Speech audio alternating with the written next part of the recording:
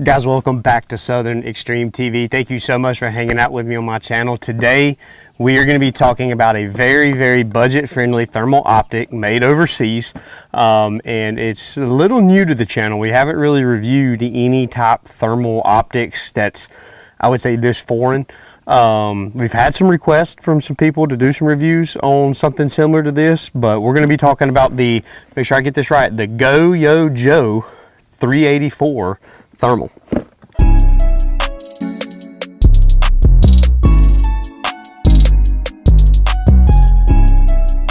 So as always, make sure you hit that subscribe button.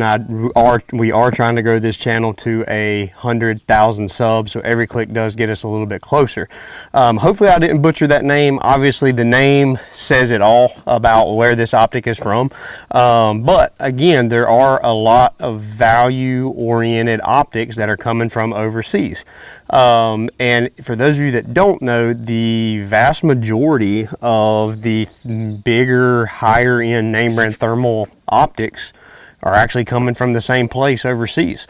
So I didn't really want to just jump in and start knocking this thing right off the bat. I really wanted to kind of go at this review with an open mind, and really just take it for what it is and see if it's worth the money. I think this thing MSRP's for slightly under $1,000 as a 384 resolution thermal optic. So let's dive in. We're going to do a quick unboxing. I've got the tablet, so I'll read over some of the specifications on it. And then we'll do a legitimate, honest first review of this thing and see exactly what all we think about it. So first of all, open the box. The boxing and the packaging is very similar to what you would see with some of the other thermal optics out there on the market. This specific model is the GRL335, which is their 384 resolution optic.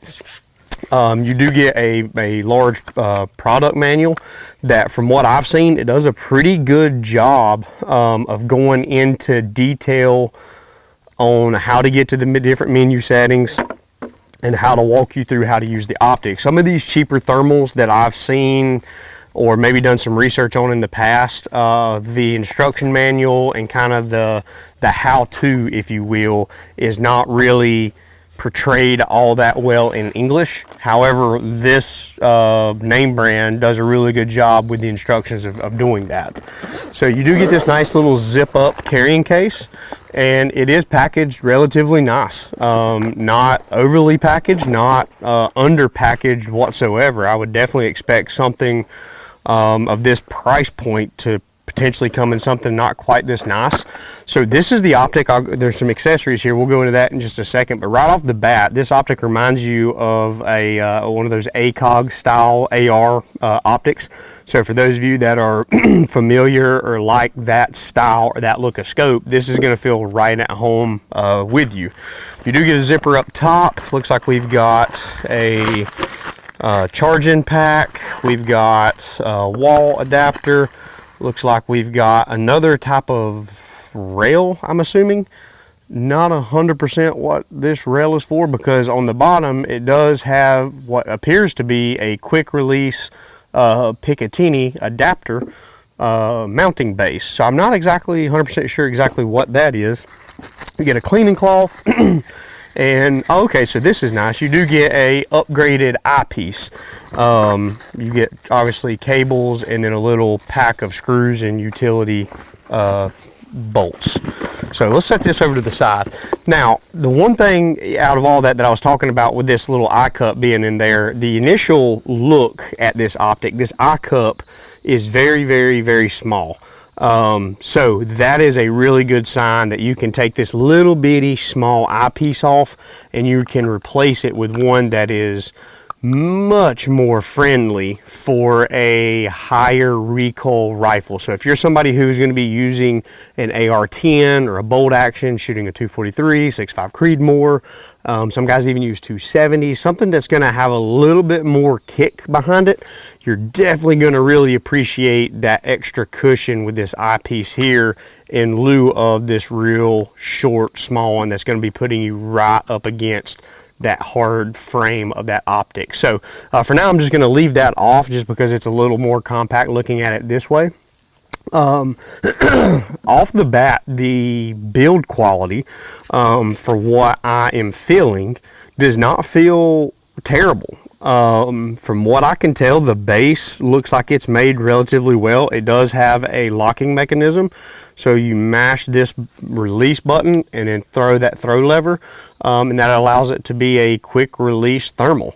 So for those of you guys that maybe have a main thermal scope and you're looking for something that could be used very, very cheaply as a buddy optic, but then also potentially be used as a scanner, this could potentially be a very great option. Now, I'm not necessarily saying that I would 100% trust taking this optic off of a weapon and then being able to put it right back on that on that weapon and it be 100% true to zero. Even with the higher end optics that are out there, I'm a little skeptical, and I probably wouldn't test it out on a lower end budget friendly thermal optic. But again, the build quality seems really, really nice. I do like the focusing dial out here on the front of this thing. It's very sleek, very easy to get to, and it's ambidextrous. If you're right-handed, you can get to it. If you're left-handed, you can get to it as well. And I like the fact that it's not relatively easy to get caught on stuff. One thing I have noticed with some of the other thermal optics out there on the market is if they have this real big focus ring on the front or even on the side, it's very easy when you're getting that optic in and out of the vehicle that you can mess that focus ring up. Whereas if typically you're focusing in at 100 to 200 yards, and let's say you've got to get out of the vehicle relatively quick to make a shot, then you don't want to be fumbling with a knocked off focus ring. So I do like the fact that this is really low profile and you can get to it from either side, whether you're a left-handed shooter or a right-handed shooter. Let's take a look at what type of battery we get, because it does appear that we only got one of them. Hopefully it is. So we've got an 18650 battery. Okay, so that is good. You do only get one battery with this thermal, but again, for the price point of a sub $1,000 thermal, I'm not going to beat them up too bad over only supplying one 18650 battery, mainly because there's a big upswing in the use of 18650 batteries on the market. And chances are, if you're somebody who is going to be buying this thermal, not necessarily for your first optic, but especially for your second optic, you've probably got some of those 18650s laying around somewhere that you can use. If this is going to be your first thermal optic, then don't panic either, because these 18650 batteries can be bought on Amazon in big bulk packs for really, really cheap. Obviously, you don't have to buy the really high-end 18650 batteries to go with this budget thermal optic, because if this is your first thermal, you probably don't want to be spending a whole lot of money on those expensive 18650 rechargeable batteries anyway. So really nice that it does come with an 18650 battery. The focus or the objective lens for your eye relief is really nice. It's robust, it's easy to get to, and it's not hard to make those little micro adjustments out in the field if for some reason something does get bumped off. The button layout seems very, very simplistic. You've only got a series of 4 buttons, which obviously I'm going to turn it on here in just a little bit and kind of give you my first impression of the image and what it's like to go through the menu settings. The one last thing I want to note on the exterior before we dive into turning this thing on is it does look like it has the ability to be charged from an external battery pack. So that's a really big deal. Being able to hook up an external battery pack that's weapon mounted or tripod mounted to run this optic is really nice. It's a USB-C, so you do get the USB-C cable that comes with the thermal. It's a USB to a USB-C, which fits the majority of all battery packs out there on the market. That's really nice. The other really nice thing, that this is maybe a personal preference for me, just because of how much video editing I typically do on the thermal and night vision side of stuff, is your recording format for photos and video is recorded onto a micro SD card, which is supplied with this thermal. Now, I really like the idea of a micro SD card because it eliminates the need to have any type of app or application or Wi-Fi signal or Bluetooth, anything like that that can be just a pain in the butt to try to connect to. Being able to pop this micro SD card out, put it into my computer, download all the video and photo files that I need, to either share, edit, or publish. That's a really big deal for me, especially if I'm going on hunting trips where I'm going to be hunting for 3 or 4 nights in a row.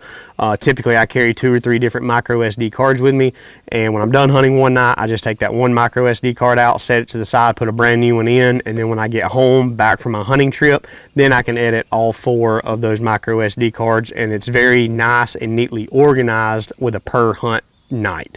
So that might be personal preference, but I really do like the micro SD card as the housing for the memory.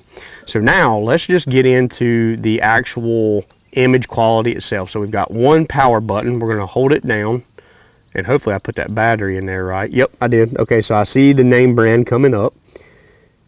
Now, one thing to note that this does not have, it does not have a lens protector. So some of your other higher end thermal optics out there on the market typically come with some type of flip cap that opens and closes as you need, or it comes with some type of, I believe they call it like a bikini protector that will slide over the front and onto the back. I know the ATNs come with that as a big neoprene type case. This one doesn't necessarily come with that, which I'm not really all that worried, because again, this is a smaller objective lens out on the front of this optic. But let's give it our first little look here. So I need to adjust my focal, and then we need to adjust the actual focus ring for going out. So again, this is a 384 resolution optic. I would say that for those of you guys that are used to running 384 optics, this one is probably going to be obviously less quality than what your 384 is. I would compare this more to like a DNT 225, something in that realm there. Now I will say that the refresh rate on this optic seems pretty nice. There's not a lot of lag in it when I'm moving back and forth. So that's a really nice thing. The one thing that I was nervous about is, even though the image quality is not, you're not comparing apples to apples with some of your high-end $3,000 to $3,500 384 scopes on the market. You're talking about a sub $1,000 384 optic. So obviously the image is not necessarily going to compare apples to apples, but the refresh rate and the ability to pan left and right is really, really nice. I'm not ashamed at that. That's actually a pleasant surprise. So let's talk about some of the specifications on this thing. And this is, I'm going straight off their website, so I'm not going to be making any of this stuff up. So looks like you've got the GRL335, which is what I've got here. They're showing an MSRP of $12.99 on their website. I'm pretty sure that I seen this for around $1,000, maybe less than, on Amazon at one point in time. But their MSRP on their specific website is $12.99. So let's go down into this bottom. So your zoom, so 12 micron sensor with a 384 by 288 resolution, NETD sub 25 millikelvin. So sub 25, 12 micron, 384 by 288. Let's see here, 1x, 2x, or 4x. I'm trying to find what the actual zoom is. Easy operation, recoil activated video. So that is nice for those of you that don't want to have to fool with any type of buttons and clicking for recording or photo. You actually have recoil activated video, so whenever you shoot, it'll automatically pre-record at a set. A lot of times it's either 5, 10, 15, 20, 30 seconds before the shot goes off. It will actually record up before that, and then it'll loop all the way through. So it's got one shot zeroing, which this is typical for the thermal world, where if you're aiming and you're zeroing this optic, you shoot, and wherever your bullseye was that you were aiming at, you can move. You hold one reticle in place and you move the main reticle over to the bullet hole where you hit. Then when you hit save, in theory, you are 100% zeroed. Therefore, it only takes one shot to zero. Obviously, you guys know that you're going to be shooting your gun way more than one shot. The idea behind it is to showcase that it's very, very simple to make adjustments on this optic to get in and on target for how you want this to be zeroed. Picture-in-picture mode, which is really nice. Now, there is one thing I want to talk about on the PIP that's one of the negatives, and I'll go over that here in just a second, but you do have picture-in-picture mode. So for those of you guys that really like the PIP features, you do have that. You get a 1024 by 768 full color OLED display. They're claiming 6 to 8 hours of battery life on one 18650 battery. That's about typical for what we're seeing with the 18650 batteries. Obviously, weather's going to dictate that a little bit. If you're going out in one single digit degree temperatures, you're probably going to get less than that. If you're going out on an afternoon like it is right now where it's 90 something degrees, you're probably going to get closer to that 8 hour battery life. So I'm glad to see that the 18650s out of this optic are powering it for that 6 to 8 hour range. That's what we're seeing as somewhat a standard in some of the other optics out there.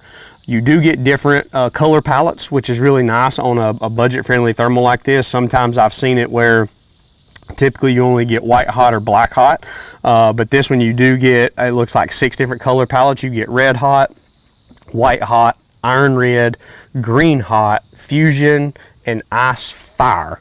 Obviously the white hot is probably going to be the most popular out of that. The red hot is very similar to the white hot. It's just got some shades of red in there. I am not seeing a black hot though.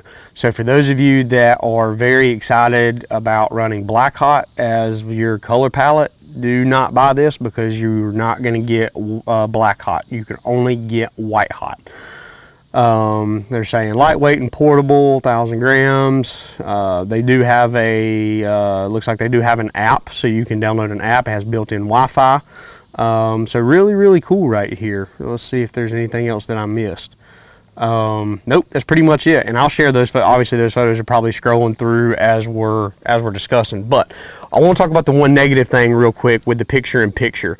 And you can see it a little bit on their screen, and I'll try to zoom in. And then what the negative is the actual picture-in-picture that floats up above your main screen if you're used to the PIP. Typically, that picture-in-picture is up there away from your main reticle. And it's designed so that you can utilize the picture-in-picture screen, that it's a zoomed-in image, or you can also utilize the main reticle on your main screen as well. Now, the reason that this is a little bit of an issue is because their actual picture-in-picture mode, the bottom horizontal line of that zoomed-in image sets directly on top of your windage crosshair in your optic.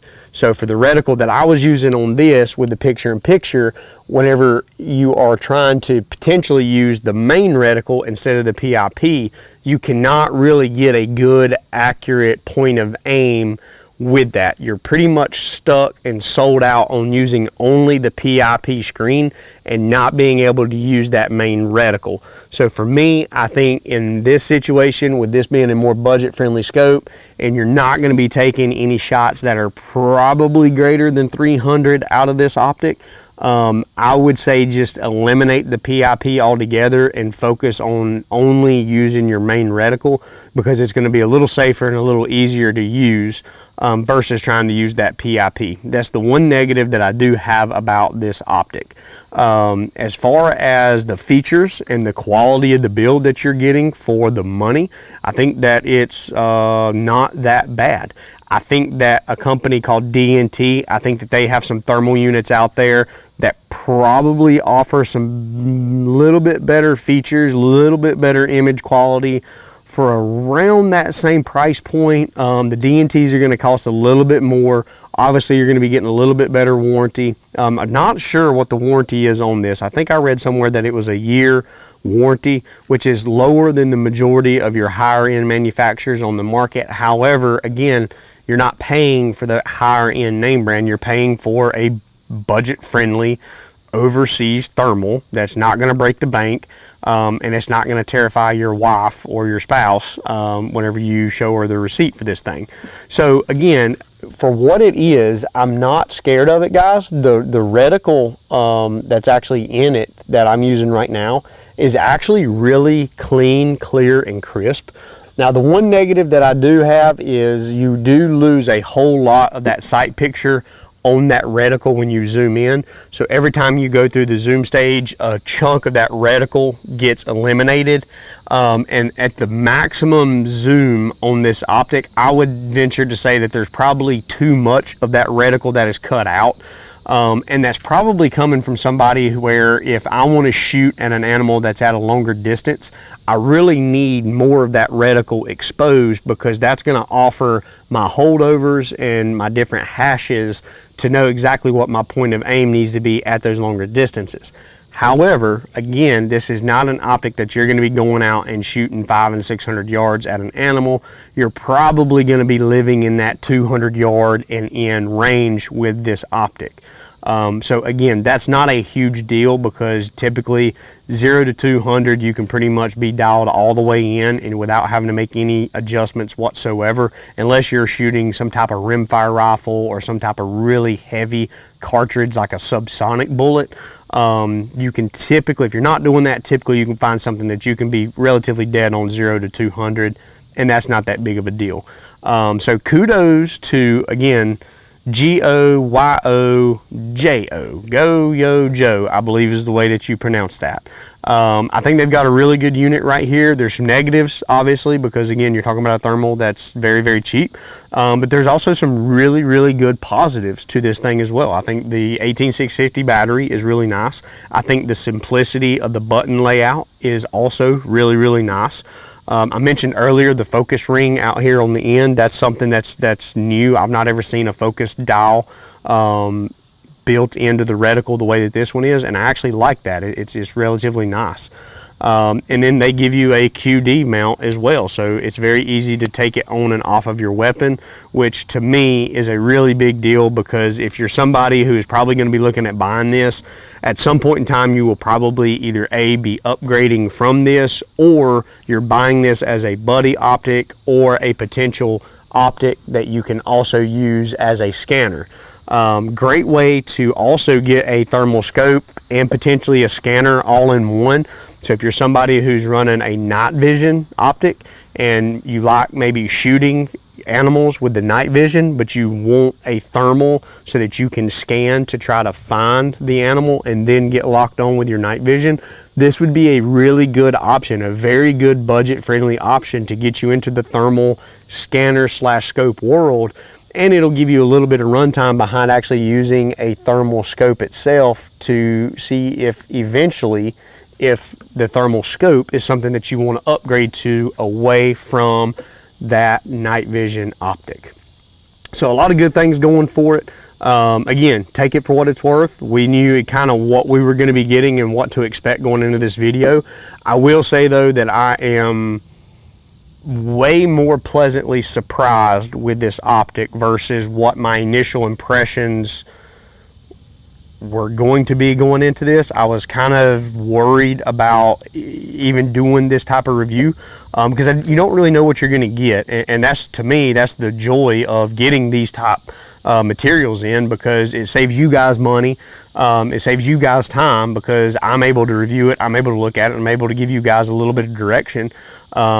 And you know, if I was in y'all's shoes and I was looking to not want to really spend a whole lot more than $1,000 on a thermal optic, I think this could potentially be a really, really great choice, especially if you're wanting to buy something brand hammer new and not on the used market. So if you guys have any questions for me, something or anything that I didn't cover in today's video, make sure you drop that comment or that question down in the comment section. I will try my best to answer those questions. If I don't know the answer to it, I'll try to find somebody else who does, and I'll try to respond to any and everybody that I can. So thank you so much for hanging out with me on my channel. Make sure that you do hit that subscribe button, because again, we are trying to grow this channel to 100,000 subs, and it will help you guys stay tuned for the next episode. Thanks for hanging out.